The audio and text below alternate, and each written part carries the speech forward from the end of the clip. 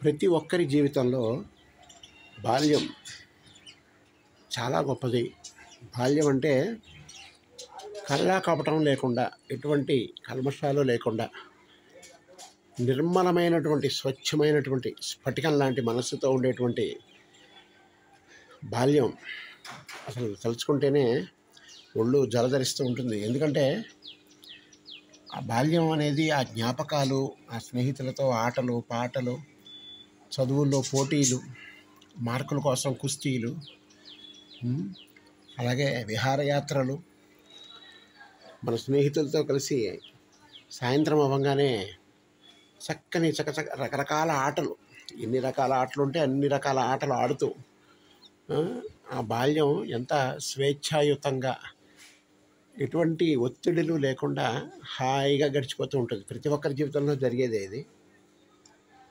చాలా సున్నితమైనది బాల్యం, అతి సున్నితమైనటువంటిది, మధురమైనటువంటిది, తీపి జ్ఞాపకాలు, మధుర జ్ఞాపకాలు పంచేది బాల్యం.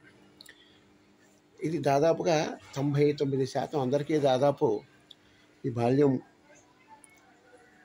బాగానే గడుస్తుంది. ఎటువంటి ఇబ్బందులు ఉండవు, హాయిగా ఎటువంటి బాధ్యతలు ఉండవు.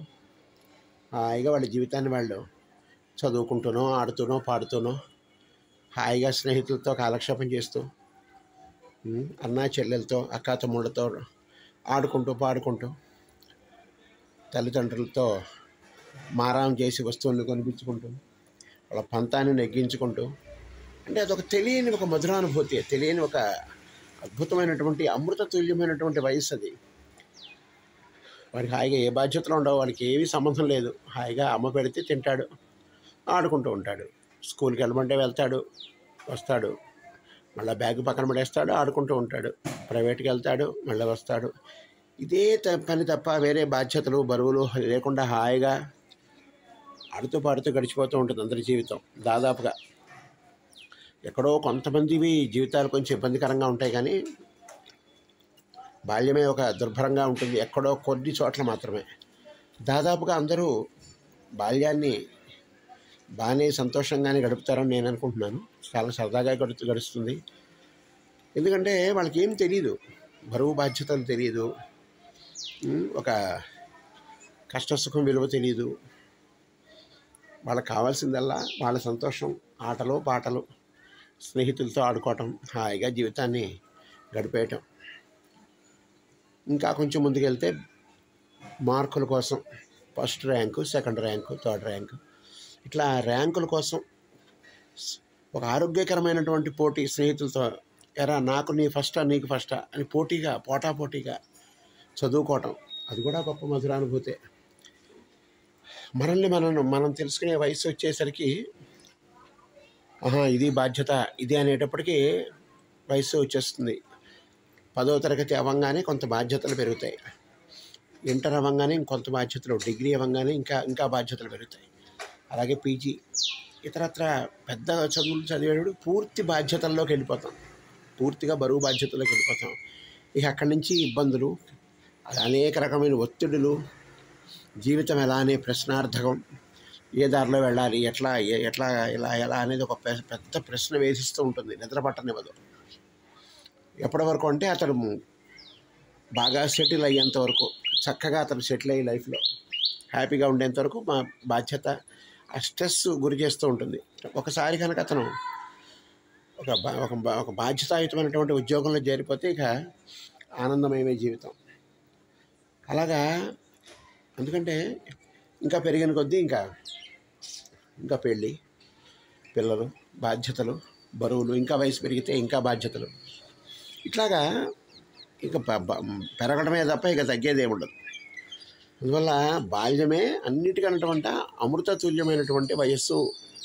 ఆ బాల్యాన్ని అందరూ ఖచ్చితంగా దాన్ని ఎంజాయ్ చేయాలి అందరూ. ఒకసారి ఆ బాల్యాన్ని మిస్ అయితే మనం జీవితంలో ఎంతో కోల్పోయిన వాళ్ళం అవుతాం. కాబట్టి ఆ చక్కని అందమైనటువంటి ఆ బాల్యాన్ని, ఆ సంతోషాలని, ఆ స్నేహితులతో సరదాలు, అవన్నీ కూడా ఎంజాయ్ చేసేయాలండి చిన్న వయసులోనే. పెద్ద అయిన తర్వాత ఏం చేయలేము. కాబట్టి ఆ బాల్యాన్ని భగవంతుడు ఇచ్చినటువంటి ఒక వరంగా భావించాలి. ఎంత చక్కని ఆనందకరమైనటువంటి జీవితం హాయిగా గడిచిపోతూ ఉంటుంది. మనం అందుకే మనం పెద్దవాళ్ళు అయిన తర్వాత ఆహా నా చిన్నప్పుడు ఇలా ఉండేవాడిని, నేను చిన్నప్పుడు ఇలా హాయిగా హాయిగా ఆడుకునేవాడిని, స్నేహితులతో తిరిగేవాడిని అని మనం తలుచుకుంటూ ఉంటాం. మధుర అనుభూతుల కింద వెళ్ళిపోతాయి అవి, ఒక స్వీట్ మెమరీస్గా.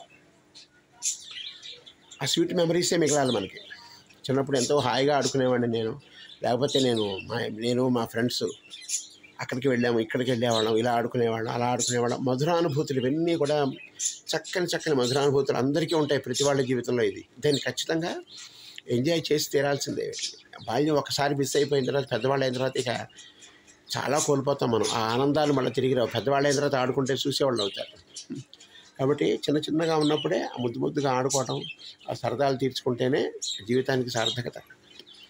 మనం అనుకుంటాం అది చిన్నప్పుడు నేను మా ఫ్రెండ్స్ని పోటాపోటీగా చదువుకునేవాళ్ళం రా, పోటాపోటీగా మార్కులు తెచ్చుకునేవాళ్ళం, నువ్వు ఫస్టా నేను ఫస్టా అనుకునేవాళ్ళం కదరా అని ఆ స్నేహితులందరూ కలుసుకున్నప్పుడు చిన్నప్పుడు ఇలా ఉండేవాళ్ళం కదరా, మనం ఇలా ఆడుకునేవాళ్ళం కదరా అని వాళ్ళు ఎంత వయసు వచ్చినా సరే, 70-80 ఏళ్ళు వచ్చినా సరే ఆ జ్ఞాపకాలను మాత్రం మర్చిపోరు వాళ్ళు చనిపోయేంత వరకు కూడా అది ఒక మధురానుభూతులుగా, స్వీట్ మెమరీస్గా వాళ్ళ మస్తిష్కంలో మిగిలిపోతాయి.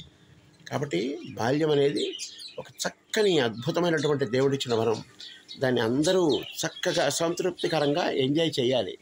చేస్తేనే ఆ బాల్యానికి సార్థకత.